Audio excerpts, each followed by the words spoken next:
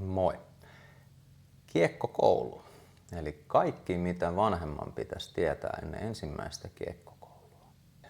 Mikä kiekkokoulu oikeastaan on? No, se on ensimmäinen askel jääkiekon pariin. Eli se, missä liitytään jonkinnäköiseen urheiluseuran järjestämään toimintaan mukaan. Ja mä suosittelen sitä, että meet sen sun lähiseuran, eli lähijäähalli mikä sulla on, niin otat selvää, että mikä seura siellä järjestää tämmöistä kiekkokoulutoimintaa. Ja kiekkokoulujahan on muutamia erilaisia, eli tämä video me on tehty yhteistyössä Sipoon Wulffin kanssa. Ja Sipoon Wulffille esimerkiksi on niin, että niillä on lapsivanhempi kiekkokoulu, mikä on niinku todella matala kynnys ja helppo tulla mukaan kiekkokoulutoimintaan, eli se lapsi on oman vanhempansa kanssa siellä jäällä. Ja sitten samalla jäällä toimii sitten kiekkokoulu, missä lapsi pystyy olemaan jo ilman vanhempaa jäällä, jolloin se on vähän erinäköistä, mutta suunnilleen samanlaista toimintaa joka tapauksessa. Sitten Sipoolla on vielä kiekkokoulu, mikä on tarkoitettu jo kouluikäisille lapsille, eli yleensähän kiekkokoulussa ollaan niin kuin noin 3-7-vuotiaat on kiekkokoulussa ja sen jälkeen alkaa joukkuetoiminta. Niin Wulffilla on vielä niin, että pystyy myös kouluikäiset olemaan kiekkokoulussa. Ja sitten taas sen yhteydessä toimii sitten vielä erillinen tyttökiekkokoulu. Eli tytöille on myös oma kiekkokoulu järjestetty. Ja se on huomattu, että tyttöjen on helpompi tulla semmoiseen ryhmään, missä on muitakin tyttöjä. No miten tommoseen kiekkokouluun sit ilmoittaudutaan? Niin taas sen sun lähiseuran nettisivuille ja sieltä löytyy ohjeet sit miten ilmoittaudutaan. Aika usein seurat käyttää jotain palvelua, missä on ne ilmoittautumiset ja sitä kautta pääsee mukaan toimintaan. No kiekkokoulu ei ole yleensä kauhean kallis, että siitä kertahinta harvoin on nyt kauheasti yli 10 €. Eli esimerkiksi Sipoon Wulffin kiekkokoulu maksaa 60 €. Eli sillä saa kumminkin käydä sen noin 15 kertaa kiekkokoulussa, eli se on tosi edullinen.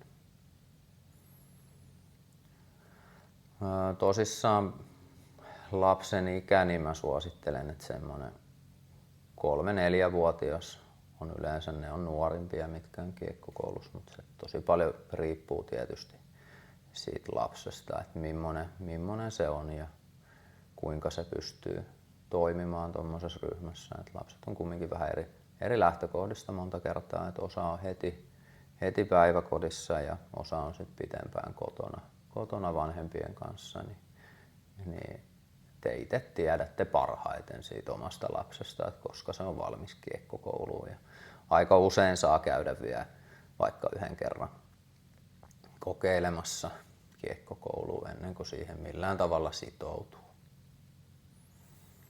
Ja tosissaan moni miettii sitä, että pitääkö nyt osata luistella, kun tulee kiekkokouluun, niin ei pidä. Että se on nimenomaan sitä varten, että siellä opetellaan luistelemaan. Ja mun kokemus on se, että kaikki, ketkä sinne tulee ja käy säännöllisesti, niin siinä ei montaa kertaa mene, kun lapsi pystyy menemään itsenäisesti jo siellä jäällä ilman minkäännäköistä tukea tai apuvälinettä tai vanhempaakin.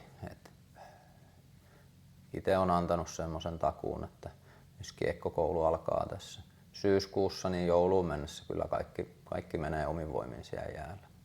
Jos vaan käy siellä, että se ei muuta vaadikko sitä, että tulee paikalle, niin siitä yleensä oppii sitten luistelemaankin.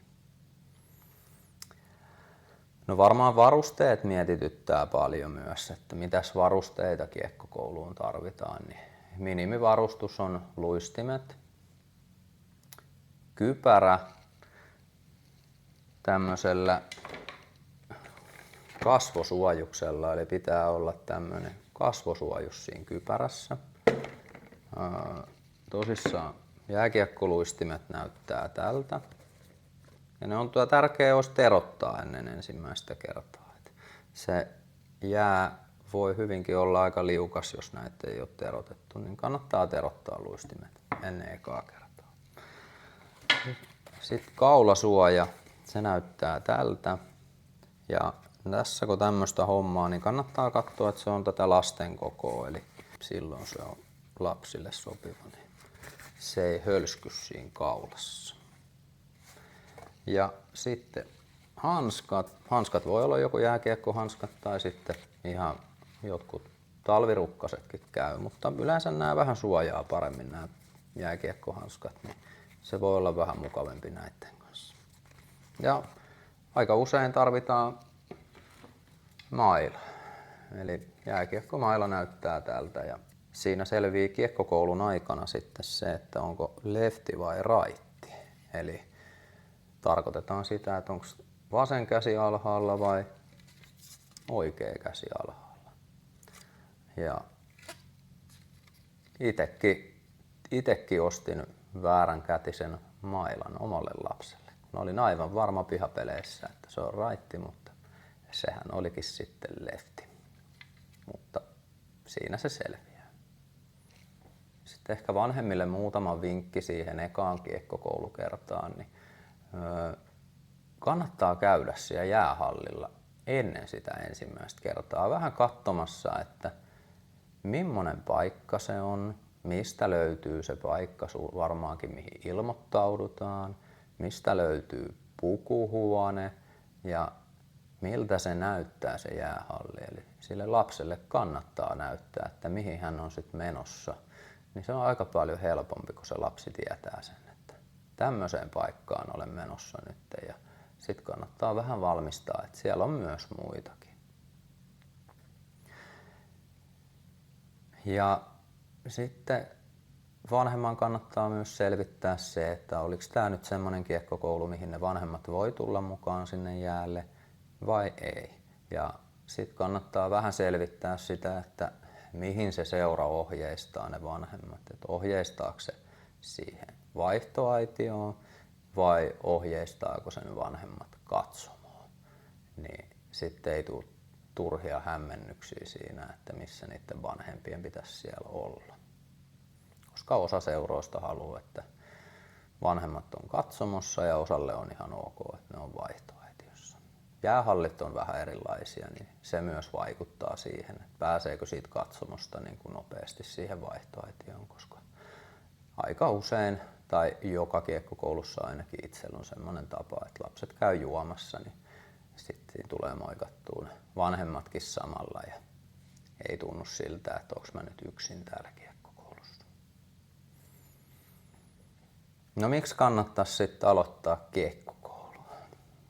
No siellä on ammattilaiset vetämässä sitä kiekkokoulua, niin niillä on monta semmoista hyvää vinkkiä, millä ne lapset oppii luistelemaan siihen leikin omaisesti ja pelinomaisesti. Eli kiekkokoulussahan opetellaan erilaisten tehtävien ja leikkien ja pelien avulla sitä, että miten siellä jäällä liikutaan ilman mailaa ja mailan kanssa.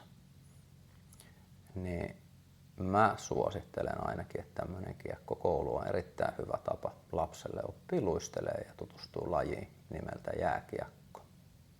Minä olen Marko Lainekivi ja Vuoksteenin perustaja ja jääkiekkovalmentaja ja usean vuoden kokemus myös tämmöisestä kiekkokoulussa toimimisesta ja kiekkokoulun rehtorina toimimisesta. Niin jos sua kiinnostaa tämmöiset videot, niin laita kanavatilaukseen, niin näitä kiekkokouluaiheisia videoitakin tulee myös tässä lisää.